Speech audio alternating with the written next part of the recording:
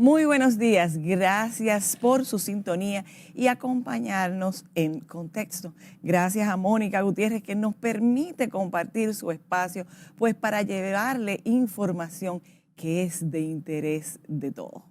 Hoy yo creo que pueden ser diversos los puntos que toquemos, pero todos ellos van directamente relacionados con el bienestar del ser humano, con el cuidado de este nidito que nos acoge a nosotros los humanos y que a veces lo maltratamos, no sabiendo que mientras más cuidamos la tierra, que más cuidemos nuestro ambiente, nuestros alimentos, nuestra vida puede ser muchísimo mejor. Y he conseguido que don Henry Guerrero acepte la invitación como un experto, porque si alguien sabe mucho de esto, es él que ha dedicado su vida como ingeniero agrónomo, pues a tratar estos temas que impactan a toda la población. Bienvenidos a Contexto, don Henry. Qué bueno que aceptó la invitación. Muchas gracias por esta invitación, por la oportunidad de conectarnos con todos los ciudadanos que ven este prestigioso programa. Mire, don Henry, hay una cosa que siempre me ha preocupado mucho y es el cuidado del medio ambiente. A veces nos dejamos impresionar por las novedades que tienen las construcciones, por lo atractiva que puede ser pues, la ciudad. Y nos olvidamos que es el campo, que es la tierra, que es el cuidado de la tierra, que es el agua, quien nos mantiene vivos y sanos. Dígame usted, ¿qué estamos haciendo? ¿Qué está sucediendo con el medio ambiente y los recursos naturales del mundo, pero específicamente de nuestro país? Muy buen tema. Vamos a tocar hablar sobre el medio ambiente, hablar sobre la vida. Así es. La conservación de los recursos naturales. Todo esto que le da vida a las poblaciones. Fíjense, la sequía que hubo, que todavía no ha terminado, porque todavía hay lugares que la lluvia no ha llegado, puso de manifiesto la fragilidad de nuestros ecosistemas y también la falta de conciencia de muchos ciudadanos, cuando en la búsqueda de efectuar siembras provocaban fuego que a su vez devastaban grandes extensiones de plantaciones arbóreas, de donde se origina grandes fuentes de agua. También hay un aspecto importante en esto, y es que tenemos que observarle con responsabilidad y respeto a lo que son nuestros parques, nuestras áreas protegidas. Claro. A veces quienes tienen que velar por ello no lo hacen. Y también los ciudadanos todos tenemos que tener la responsabilidad de proteger estos parques y estas áreas protegidas. También es importante ver que aquí hay algunos cultivos que básicamente se producen en montañas, en zonas que son frágiles, que no debían cultivarse. Se hacen cultivos temporeros y después se abandonan y después vienen las grandes erosiones provocadas por las lluvias. Pienso que en áreas de montaña debemos proteger lo que son nuestras áreas forestales, mantenerlas, conservarlas. Y en aquellas áreas donde puedan explotarse, porque lo permite el sistema y dentro de las normativas legales, que se efectúe, pero de una manera ordenada. Por ejemplo, tenemos dos cultivos que yo siempre me han llamado poderosamente la atención, que son principalmente los cultivos de café y cacao. En el caso del cultivo de café, que se cultiva desde una altura de 500 metros hasta más de 1000 metros, es un cultivo que hace una gran protección, porque el cafeto es un arbusto, pero para el mejor aprovechamiento del café se produce cuando tiene una protección forestal. O sea, se da en la sombra, es mejor. Es mejor en la sombra porque allí hay todo un ecosistema que permite la conservación de la biodiversidad que es tan necesaria, desde los microorganismos que se producen en el suelo, en aquellas también aves que permiten la polinización y que abundan en estos cafetales. Tenemos también, por ejemplo, hay plantaciones de sombra en los cafetales como la guama, que fija nitrógeno atmosférico y que permite mantener un ciclo en la fertilización del suelo. Y también es importante la cobertura de estos cultivos, en el caso del café, porque regula el ciclo hidrológico. Regula el ciclo hidrológico y cuando esto se regula a través de esas raíces, es que se conservan aquellos volúmenes de agua que a su vez alimentan lo que son los riachuelos, que dan origen a todos estos ríos que se originan en nuestra montaña más alta. De ahí la importancia que estos cultivos merezcan una primordial importancia. Por ejemplo, lo lógico sería que los productores de este rubro, tanto de café como de cacao, se les paguen por servicios ambientales, porque si no hay una protección en esas montañas, nunca va a haber la suficiente agua que se consume en las ciudades y también el agua que va a las presas que sirven también para darle electricidad a los centros poblados. Y esa es la gran importancia también porque es un incentivo para el productor. Un productor cafetalero que reciba un servicio, un pago por este servicio ambiental que brinda ese cultivo, se va a sentir motivado a estar allí, permanecer cultivando en la montaña, además de la belleza natural que inspiran en estas plantaciones de café. Y podríamos así incentivar a que la gente permanezca en el campo, pues está en un rubro que le permite tener un ingreso. Y también vivir lo que es la belleza, respirar el puro. Ahora mismo hay una tendencia aquí en el país, pero hay que observarla con los cuidados debido al desarrollo del ecoturismo. Claro. Pero el ecoturismo no está rompiendo montañas, haciendo casas modernas, no. Es que usted vaya a disfrutar de las bellezas naturales, claro, del aire puro, de la biodiversidad que se brinda, de las costumbres que usted observa, de las buenas prácticas, las tradiciones, las costumbres, aquella hospitalidad que se da en esas poblaciones rurales de montaña. Entonces, esos elementos están promoviendo mucho el ecoturismo hacia la montaña. Ya tenemos provincias, bueno, ya en el caso antes solamente se hablaba de Jarabacoa. Sí, sí. Hoy se hablan ya de numerosas provincias que se denominan provincias ecoturísticas, pero por los recursos naturales que poseen. Pero si esos los recursos le hacemos un impacto negativo, no tendremos tampoco ese ecoturismo que respete a la naturaleza, porque esa es la esencia del ecoturismo, disfrutar de las bellezas naturales que se dan allí. Y disfrutar con respeto para preservarla. Mire qué interesante, definitivamente quien diseñó este mundo supo cómo hacerlo. Mire la interacción que usted me presenta, o sea, si necesitamos agua para que se den los cultivos, pero el agua necesita de los árboles y los animales necesitan de los árboles también y los árboles necesitan de las aves. Y cómo todo eso en conjunto, pues crean a lo que yo llamo nuestro nido y nuestro nido sano.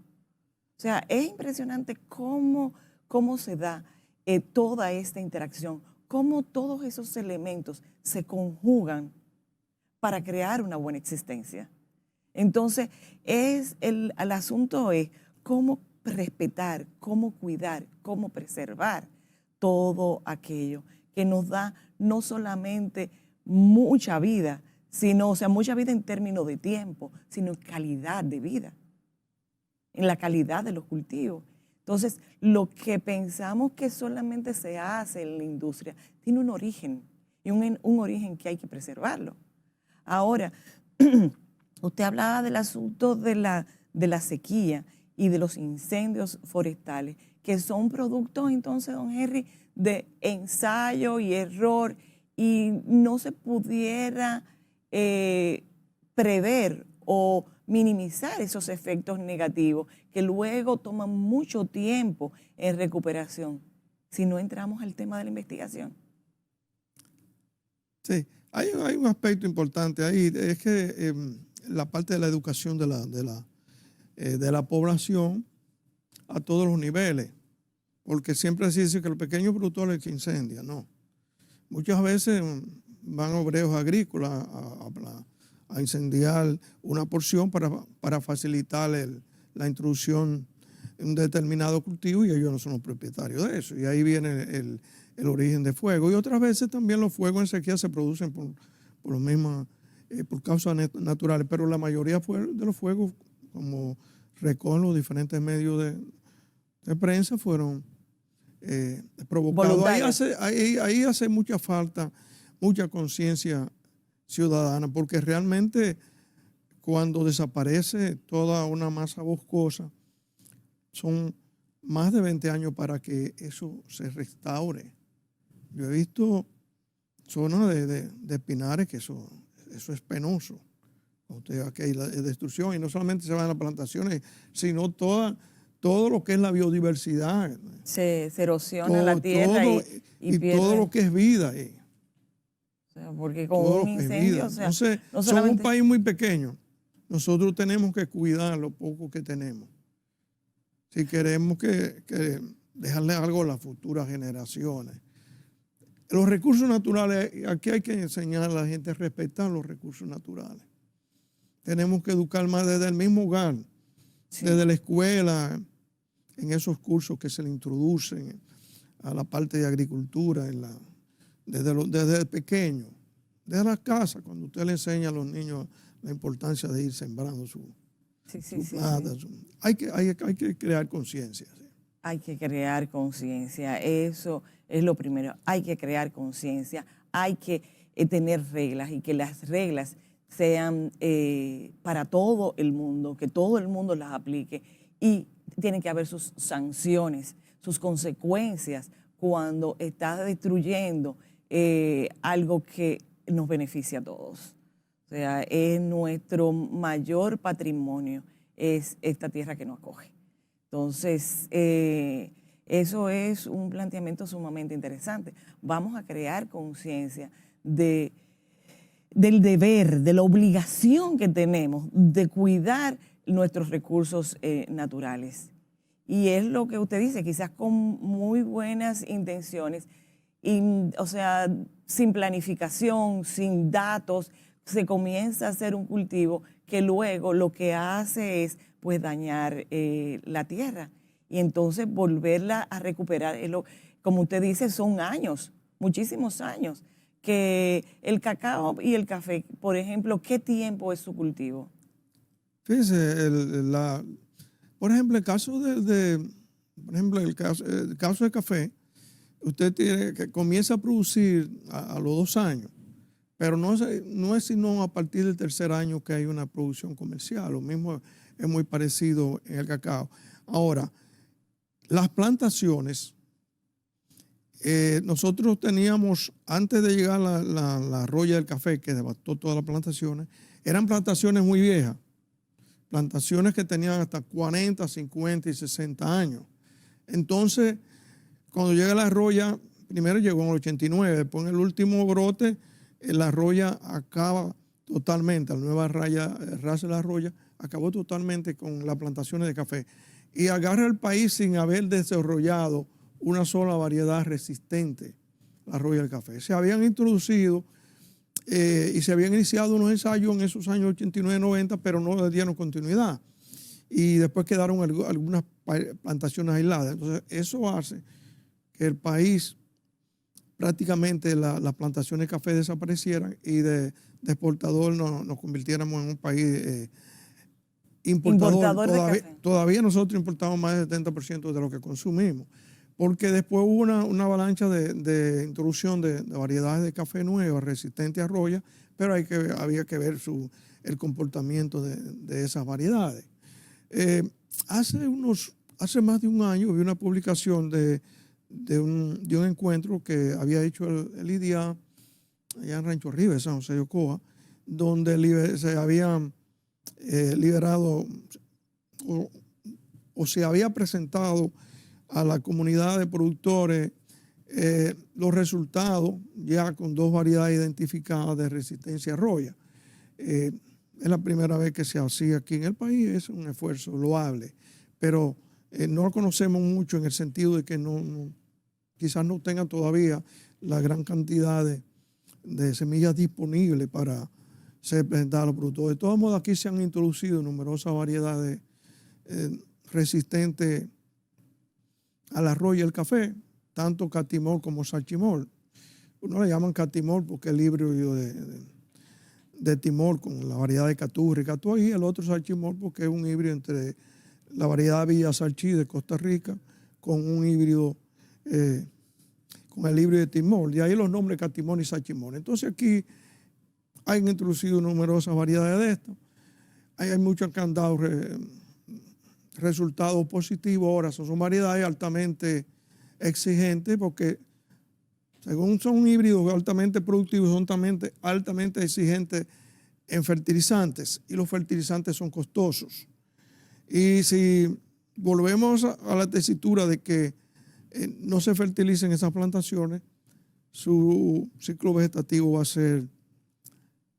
ser corto porque se requiere de una gran inversión en esos cultivos. Yo digo que esas variedades de café que se han introducido resistentes a roya requieren naturalmente de alta fertilización y la inversión es alta. Aún con los precios actuales del café que fluctúa entre 10,000 a 11,000 pesos el quintal, todavía no es rentable para los productores en el sentido de que uno de los cultivos que exige que el costo de producción, tanto los costos de producción que se han incrementado en el país como el que incluye el costo de recolección. El costo de recolección se va a más de 30% del valor de lo que el productor recibe en un quintal. Entonces se le añade todas las labores de poda, de limpieza, de fertilización. Los costos son altos, pero yo digo que ese productor, para mantenerlo en el campo, es necesario tener otro tipo de incentivo, desde tasas de interés bien bajas hasta la parte de pago de servicios ambientales. Sí. Porque donde quiera que se siembra café, hay una protección ambiental, porque hay un área forestal. Bueno, parecería hasta este punto de que estamos siendo trágicos y enfocando los problemas. Pero si ustedes se quedan ahí, después de esta pausa, vamos a ver las cosas que sí podemos hacer y que estamos haciendo para preservar toda esta riqueza que se nos ha regalado en esta isla. No se vayan, volvemos seguido.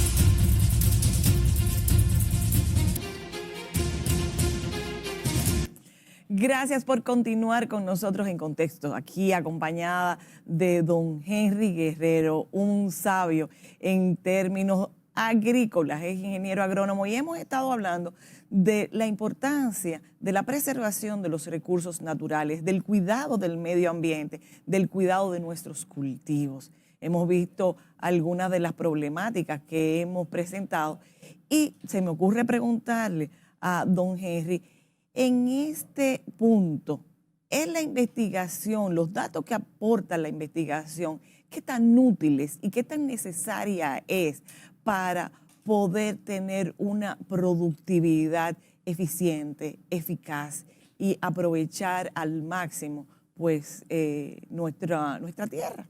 Bueno, es sabido que sin investigación no se generan conocimientos. Y el hecho es que, por ejemplo, hoy hoy se tengan variedades de café resistente de arroya fue porque en otros países hicieron suficiente investigación para tener esa variedad de resistencia a arroya. Como aquí ya tenemos 2 variedades que fueron desarrolladas por el IDA, que también son resistentes a arroya, son fruto de la investigación. Ahora, hay que seguir... Usted me habla de investigación, pero cuando se hace en otros lugares, no hay un proceso de adaptación. Debe validarse su comportamiento. Por eso le digo, aquí se introdujeron, aquí hay más de 15 variedades introducidas de resistentes. Ahora, lo primero, lo que pasa es que al desaparecer totalmente la plantación, se comenzaron a introducir variedades resistentes. Pero lo lógico es que se agote primero todo, que se validara en el país, ver su comportamiento para entonces llegar a los productores. De todos modos, muchas de esas variedades han dado resultados, es lo importante. Pero hay que seguir continuando las investigaciones, sobre todo hay que seguir observando, porque se habla de que algunas de estas podrían ser... ir disminuyendo su resistencia a arroya. Hay que seguir viendo su comportamiento. Por otro lado, también hay que evaluar cuál es el rendimiento de estas variedades, cómo se comportan en diferentes alturas, porque hay variedades que se comportan muy bien a una determinada altura. El café debe cultivarse siempre de 600 metros en adelante. Eso es lo óptimo. Pero hay que también observar también los diferentes tipos de poda, cómo responden esta variedad en el caso de café, cómo responden a los diferentes tipos de poda que existen, los marcos de plantación, o sea, la distancia de siembra. Hay una serie de factores. Pero hay un aspecto muy importante que también debe estar acompañado de todo proceso, ¿verdad? La investigación no debe ser aislada, debe ser participativa. Los productores Claro. deben conocer los resultados y también los productores deben recibir capacitaciones debidamente para saber cómo sembrar apropiadamente, cómo podar, cómo hacer control de determinadas plagas e enfermedades. Pienso que hay también aspectos de investigación socioeconómica que tiene que ver mucho con la configuración de los estratos sociales en el campo y su participación en todos estos procesos productivos, porque en el campo no todo el mundo tiene que dedicarse al cultivo. Hay otras actividades dentro de las mismas comunidades que deben efectuarse y que sirvan también de ingresos a estos. Bueno, es que también estas las condiciones comunidades medioambientales cambian. Entonces, tampoco la investigación puede ser estática, sino permanente. Sí. Porque hay factores que van variando a través del tiempo que llaman a actualización de esas investigaciones. Y lo que usted dice, el productor, que es el que tiene el día a día, pues correlación con el cultivo, es la fuente es una fuente de información valiosísima. O sea, porque es la información que viene, o sea, de manera tangible en el comportamiento de los suelos, de los productos o no. Hay una tendencia, o existía esa tendencia, porque eso ha ido cambiando con el tiempo, que decían que los productores eran resistentes al cambio. Eso no es cierto. El productor claro no que es no. resistente al cambio, el productor es resistente a aquello de cuya seguridad no ha visto objetivamente su resultado, de aquello que él cree que puede afectarle. Pero está abierto a aquellos aspectos, aquellas tecnologías, aquellos conocimientos que ellos tienen, que pueden llegar a la convicción. Y por eso es que se hacen las llamadas parcelas demostrativas para mostrar a los productores, se hace demostración de métodos. Y fíjense que cuando un productor siembra en determinado rubro, no solamente en café, usted lo ve en los cultivos hortícolas, usted lo ve en otros cultivos. Un productor es exitoso inmediatamente, el de al lado, ¿qué hiciste? ¿Qué esto? O Es sea, que va nadie- aprendiendo, pero no es que él sea resistente al cambio. No es que nadie puede No, resistirte a lo que puede ser beneficioso para ellos mismos. El asunto es cómo se da esa interacción, cómo se da esa él resiste dinámica. al cambio cuando se le quiere imponer la fuerza. Sí, Y muchas veces, cuando le quiere imponer la fuerza, si lo adopta y después hay un fracaso, ¿no? Te dicen, los productores tenían razón, esto en estas condiciones no tenía lugar, porque hay que ver también las condiciones. Usted decía, muy bien, ahora las condiciones han cambiado mucho. Digamos, la parte de comunicación, los medios de comunicación, cualquier productor está informado. Tiene un celular, ve mucha información, tiene acceso a internet. Entonces, quienes llevan los conocimientos tienen también que estar preparados.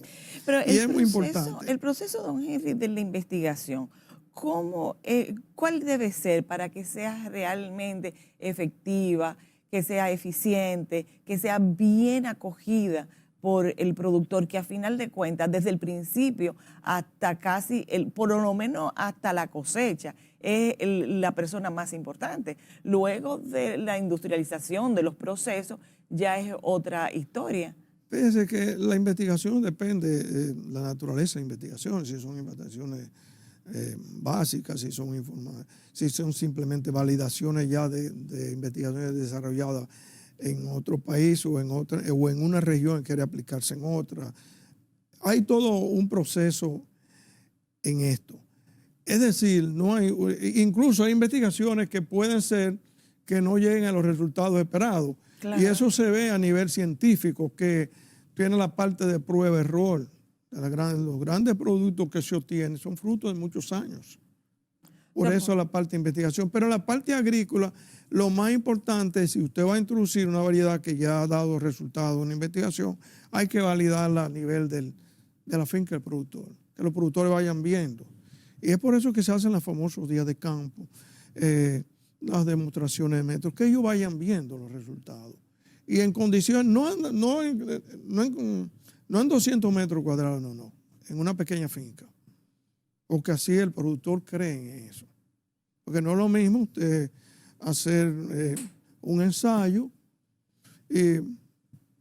simplificado a 200, 300 metros cuadrados o 15 metros cuadrados con 4 repeticiones y después los resultados, así proyectarlo, tanto rendimiento por tarea o por hectárea, y después llevarlo al productor. Hay que validarlo en el campo, siempre hay que validarlo en el campo. Por eso mucho se habla también de diferentes formas.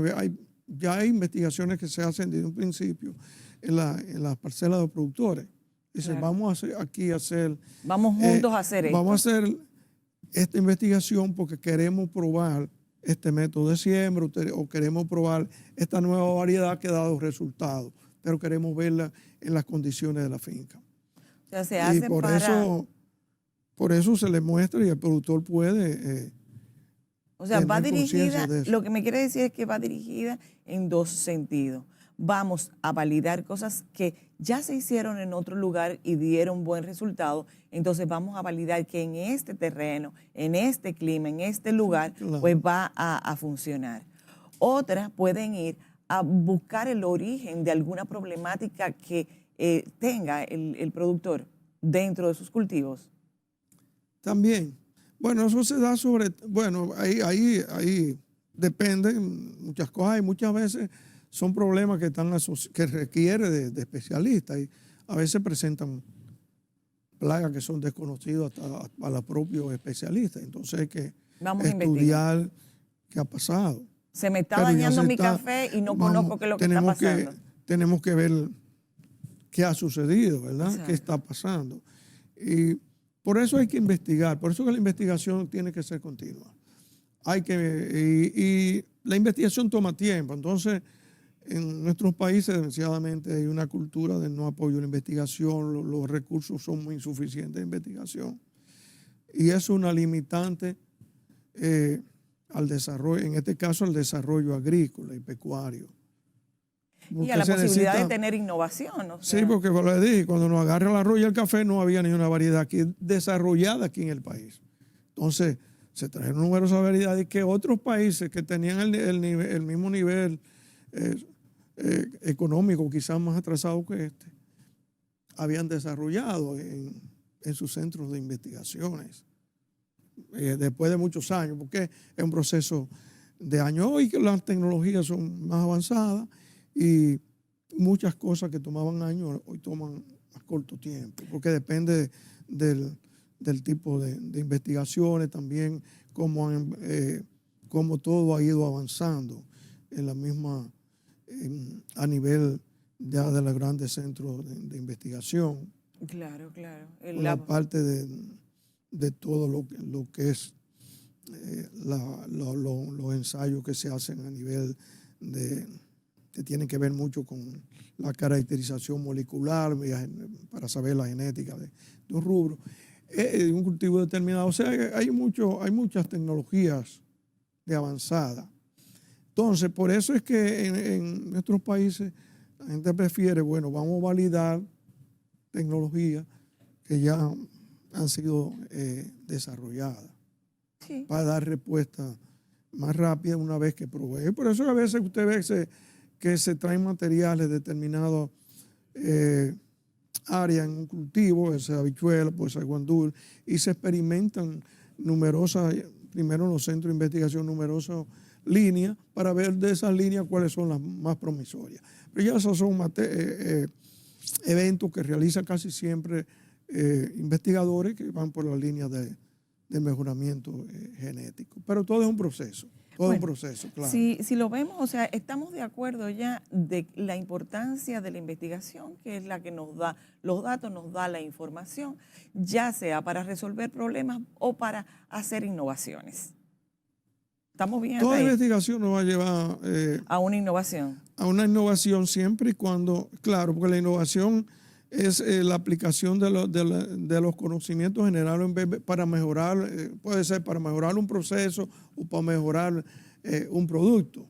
Okay. O sea, hay muchas definiciones sobre innovación, pero si usted investiga y no cambia nada y no aplica nada que vaya a producir un cambio, no va a innovar. Pues innovar es introducir algo nuevo que vaya. A veces hasta un productor le puede a nivel práctico efectuar una innovación, o un artesano que desarrolla un determinado dispositivo que constituye algo nuevo, le está también innovando. Pero lo importante también en la investigación es un eslabón que no hemos tocado. Para el productor. Señores, sin la existencia de un servicio de extensión efectivo y eficaz, esos resultados de investigación no van a llegar al productor. No va a llegar al productor porque... Se quedan en gaveta ahí. Y de ahí también la importancia, porque casi siempre los investigadores siempre viven al lado de lo que es el servicio de extensión, o el servicio de extensión al lado de lo que es la investigación. Entonces, siempre se dice, desde que comenzamos nosotros en la década de 1970 a trabajar, nos hablaban que el puente entre la investigación y los productores es la extensión. Y todavía se sigue diciendo lo mismo.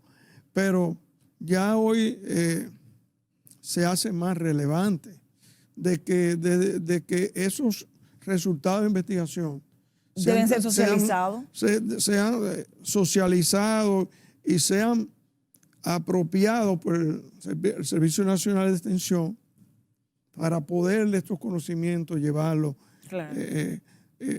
a los productores. Volverlo útil, o sea, porque debe ser para poder esos extensionistas acompañarle a los productores, porque hoy también no solamente se habla de asistencia técnica, ¿no? Más se habla de acompañamiento, porque a veces usted encuentra un productor que en determinado actividad puede tener un conocimiento que su experiencia le brinda, en el cual puede establecerse una retroalimentación entre el extensionista y el productor, y eso es válido en este mundo tan abierto en que tenemos. Tenemos que aprender ambos de la experiencia. Y el investigador, yo recuerdo cuando estábamos con unos proyectos de transferencia tecnológica ya en el CONIAC, cuando comenzamos a trabajar, después se obtuvo puede validar el resultado de unas variedades del cultivo de yuca, que los investigadores nos decían cuando entramos en la etapa de transferencia, de proyectos de transferencia, que se establecieron parcelas ya amplias en diferentes regiones del país. Recuerdo que fuimos hasta allá, un campo lejísimo en Villa Los Almácigos, también en Santiago Rodríguez, también se hicieron parcelas en Moca, en La Vega, que los investigadores decían, lo que más nos ha gustado de esto, después de tener estos resultados, es el trabajo con la gente. Cómo uno ha aprendido de la forma de ellos interpretar y cómo nos hemos comunicado. Y algunos decían, ya yo soy como como si fuera un extensionista aquí. Entonces los muchachos, estos investigadores se invitaban a los técnicos de extensión, se invitaban a los productores y se hizo un gran trabajo en esas áreas, hasta el punto de que esas variedades en ese momento tuvieron su impacto, el caso... Su impacto positivo. Sí, un impacto positivo, que fue lo importante, que fueron adoptadas por los productores. Teníamos allá en Santiago Rodríguez, Villa Más y Villa Zona, variedades incluso de yuca que eran de consumo fresco, pero que también servía para casabe. Eso fue una novedad, la introducción de esas variedades, y después fueron también adoptadas por los productores. Todavía existen esas variedades en esa región. Eso es así. Es poder pues trabajar así en conjunto. Y vemos, o sea, la importancia de investigar para tratar de buscar soluciones e incluso, si es posible, hacer innovaciones. Pero no una investigación que se quede como un papel muerto en una gaveta, sino que sea transferido a los productores para el beneficio de su labor y para el beneficio de todos. Vamos a hacer una pausa en este momento y regresamos con temas también de mucho interés para ustedes. No se vayan.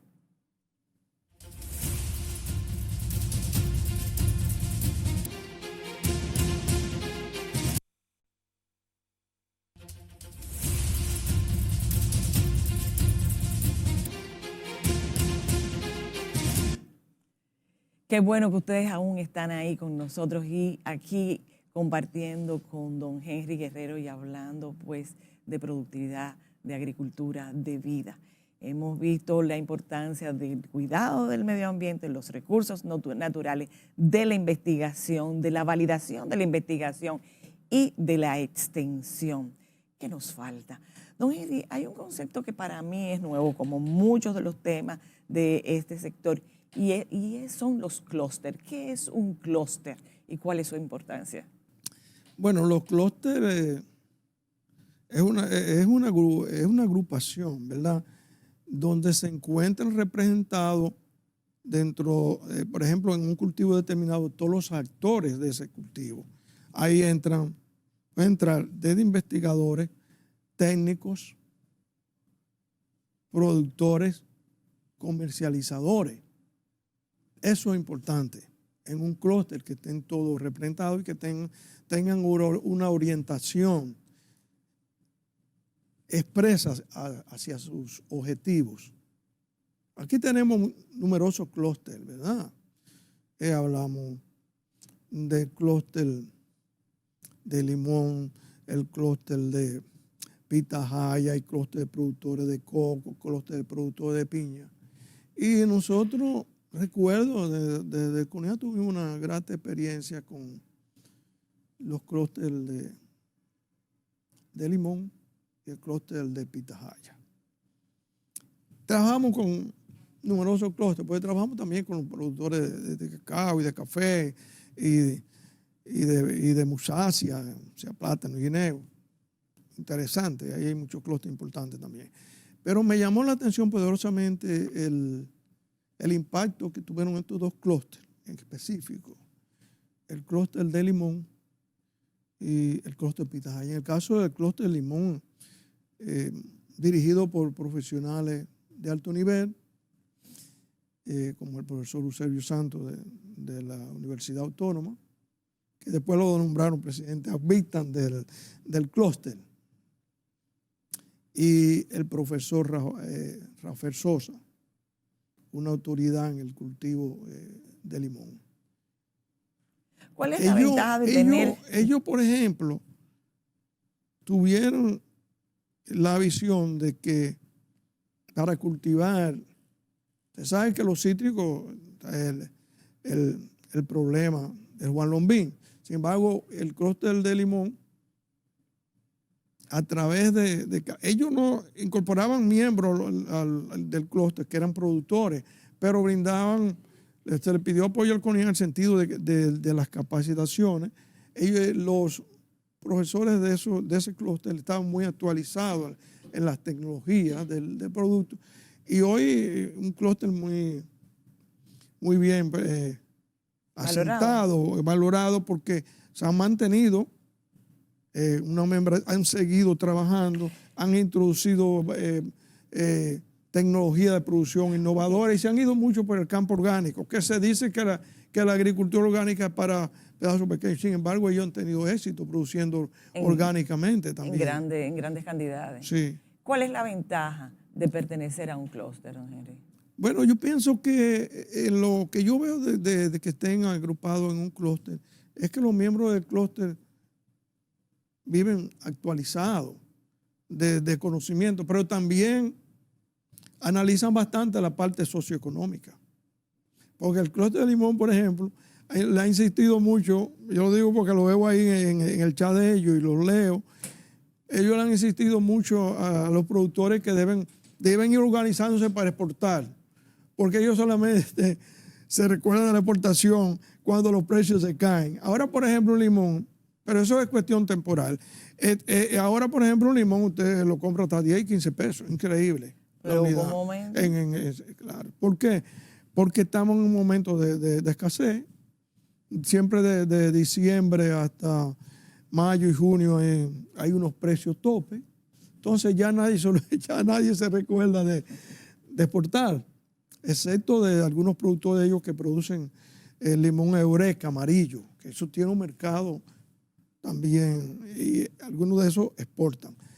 Pero ¿qué sucede? Cuando ven el mes de julio y agosto, que los precios se caen, entonces piden la intervención del gobierno porque los precios están bajos. No, yo pienso que los clústeres, eso de ir creando conciencia, me ha llamado mucho la atención del clúster de limón, de ir creando conciencia de que deben capacitarse y deben certificarse aquellos que vayan a producir y exportar orgánicamente, pensando en el mercado de exportación que les dé un precio más estable. Porque ahora están el precio alto por la escasez. Pero por supuesto me imagino que hablamos de exportación después que hayamos satisfecho las necesidades locales. Claro, pero es que hay... No, eso es un criterio, fíjense. El que va a exportar tiene que, para no perder el mercado, tiene que mantener un ritmo de producción exportable, porque usted no va a hacer una firma con un contrato, y eso lo sabe con algo que sea inestable. Usted siempre tiene, porque el problema ahora no hay exportación, los precios están bajos simplemente es por una época. Usted sabe que en la época de invierno hay una menor productividad, tanto en cultivos como limón, como en otros cultivos. En el plátano se da mucho también. Y al haber una menor productividad, la demanda es la misma. Lo lógico es que los precios se disparen.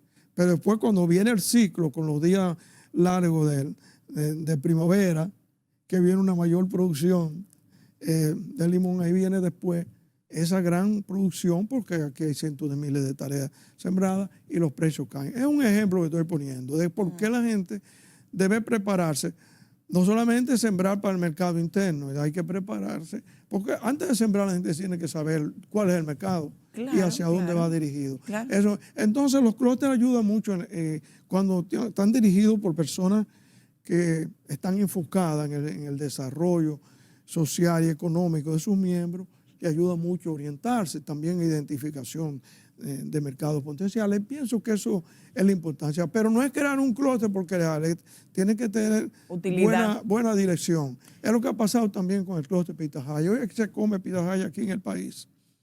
Que la pitahaya se produce, eso sí es cíclico, con un ciclo bien determinado. Desde junio hasta noviembre hay pitahaya. Ya ellos comenzaron, ese fue uno de los clústeres que también que recibió más apoyo en el sentido de capacitación desde el CONIA, porque ellos cuando presentaron su proyecto recibieron el apoyo porque eran ideas nuevas que la presentó el ingeniero Robert Chávez, que entonces era director de la Regional Norte, pero que era un técnico apasionado con la pitahaya. Logró nuclear también un grupo de profesionales y de productores, reducido, pero muy bueno, y hoy la pitahaya está, y usted la ve en los supermercados. Al principio la gente creía que era importada, no es producida aquí en el país. Pero ahí hubo un trabajo, un esfuerzo, y ellos han mantenido su dinámica de trabajo. Yo pienso que este tipo de clúster son importantes porque educan a sus productores, pero también es un medio de que los productores se sientan identificados porque ven que están obteniendo ya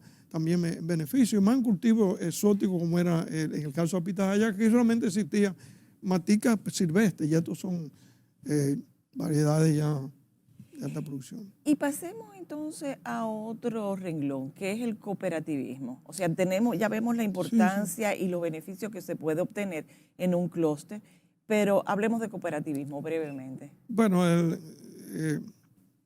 de la cooperativa, sabemos que también en el área agropecuaria hay muchas cooperativas, pero la cooperativa debe saberse que es una asociación de personas que se unen de manera voluntaria, pero que están identificados con algunos objetivos sociales y económicos, que quieren cumplir dentro de una empresa social, pero que está administrada democráticamente. O sea, cada miembro tiene derechos y deberes que cumplir.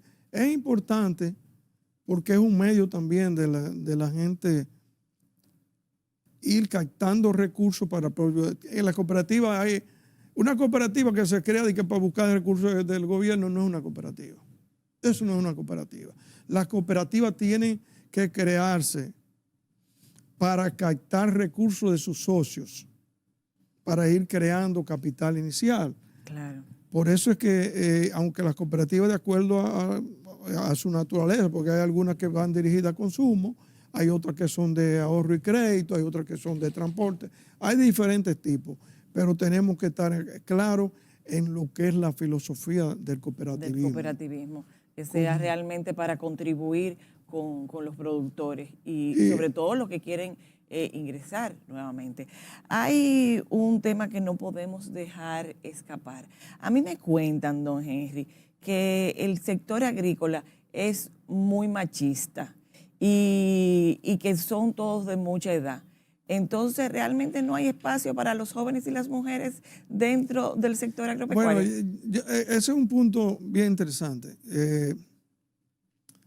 En el sector, a nivel de los productores, ya lo que existe en el campo, la mayoría tienen promedio más de 60 años de edad. Entonces, lo que hay es que crear las condiciones para que los jóvenes se incorporen. Hay muchos jóvenes que están incorporados. Y a mí me ha llamado la atención que hay jóvenes profesionales que están regresando a su región en aquellos rubros que ven cosas. Ahora, en la participación de la mujer en el sector agropecuario, es cierto, pero hay que comenzar desde el mismo gobierno. Yo pienso, miren, en el Ministerio de Agricultura yo no veo ninguna directora regional. No hay directora regional, ¿verdad?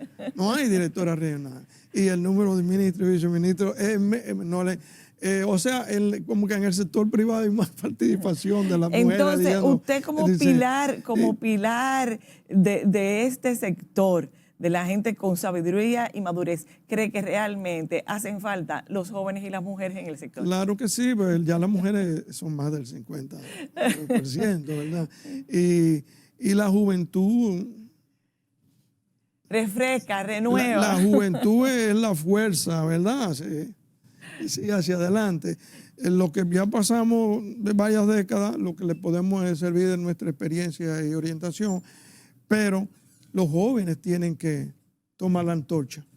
Porque hay en diferentes sectores que no quieren ceder el paso, pero a la mujer, a la juventud en general también. Bueno, Bueno, así será. Un paso a la vez, un día a la vez, vamos a construir, pues, a fortalecer ese sector con la participación de todos, de los que tienen mucha experiencia y sabiduría, de los jóvenes que tienen la creatividad, el impulso y que vienen con la tecnología que aparece que en la genética, y las mujeres también, que son lo que más se parece a la tierra, son las madres. Entonces hay espacio, según don Henry, yo pienso igual. Don Henry, muchísimas gracias por compartir este tiempo con nosotros. Gracias a ustedes por acompañarnos en Contexto. Y será hasta el próximo programa cuando ya Mónica estará también con ustedes. Hasta pronto.